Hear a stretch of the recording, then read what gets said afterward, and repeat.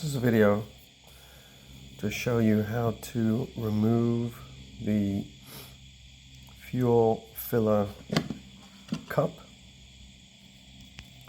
which is this plastic area over here, which includes the base for the cover.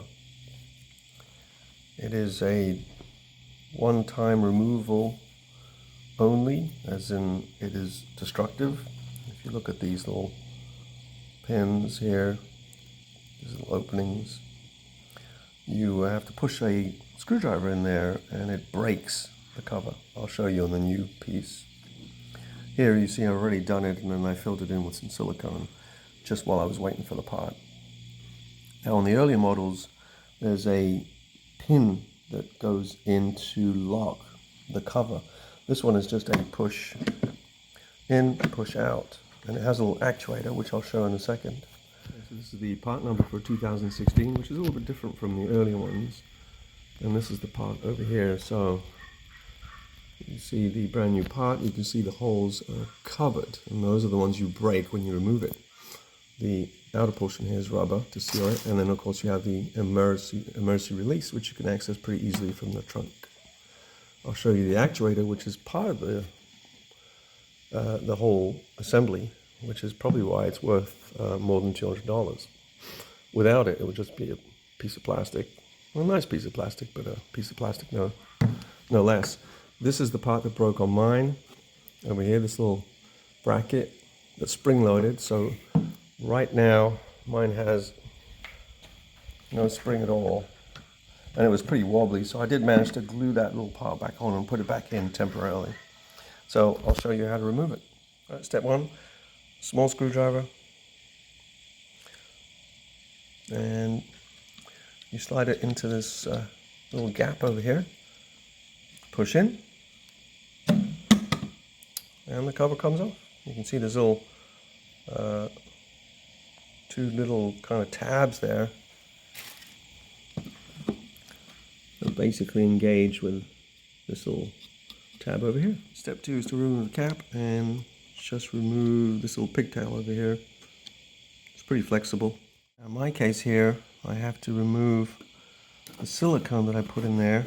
Of course, otherwise you'd have a hole there and any water would just go into the cabin.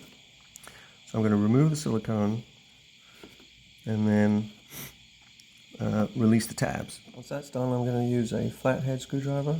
Not too big, but just fits in there. And this little hook.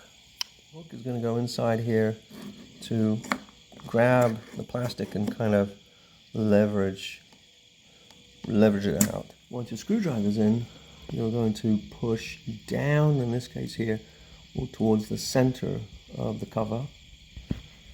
And I'll explain with the new clips. Same with this.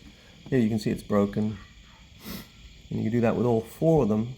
And then while you're doing that, you'll need to use that pick to kind of pull the whole assembly out. This is the view of the clips and how they would work, so you know what you're doing. So here, as you put the screwdriver through that little hole, the screwdriver ends up right on the top of that clip, the middle section, or that cross section, and then you're basically applying downward pressure to release them. And once you pull it, and you have to basically go for each section at a time, gently pull up. It'll start to give, you'll hear a click most likely when it releases, and then you just keep pulling in the four areas. Eventually it just pops out, and you can see the actuator right there that's connected. So there's no need to take the interior out at all. The connector is just a pinch connector. You just pinch that top section and it releases it, pull off. Keep that stowed nicely. Now the other trick, of course, is this emergency release wire. So that one's installed in the car. So my plan is to cut this one, tape it to the handle of the new one, and just pull it through the car. That's the right side of the car to the rear. Look in here underneath, and you'll see the wire. And if you look all the way there, you'll see the red tab. The red tab is just basically held in a rubber grommet. You just pull it out, and you can remove it easily. As you can see here, the tabs are pretty destroyed, and of course there's a hole. And this was the piece right here that was broken. I kind of glued it back on so it still worked, but you see the spring's gone. It couldn't take it with just the glue. Alright, so this is the setup. Use some tape. And tape the old end to the new end. And I'll pull it right through. Shouldn't be a problem.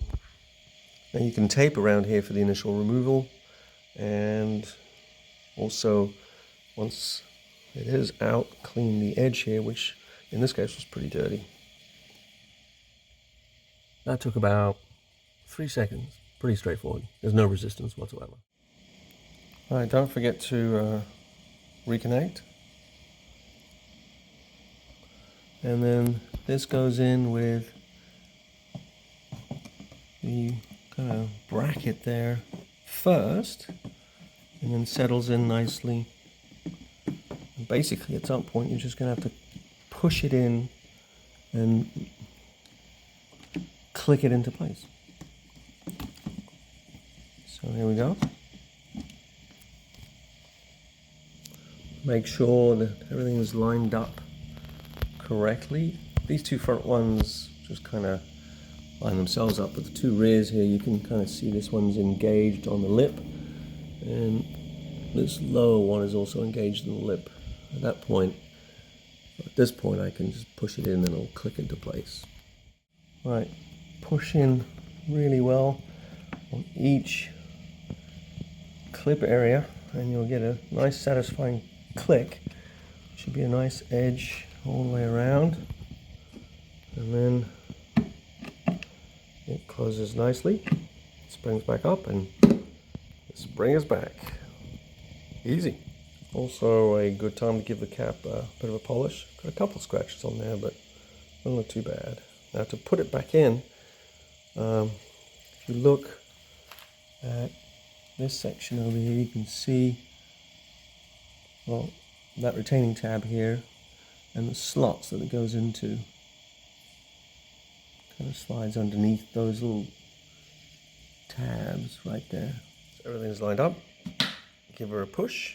Another nice satisfying click, and we're done. Perfect. Alright, cap goes back in.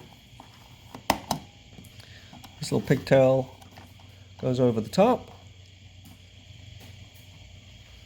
And then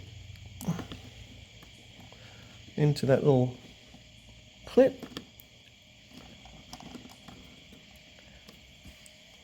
And that's that.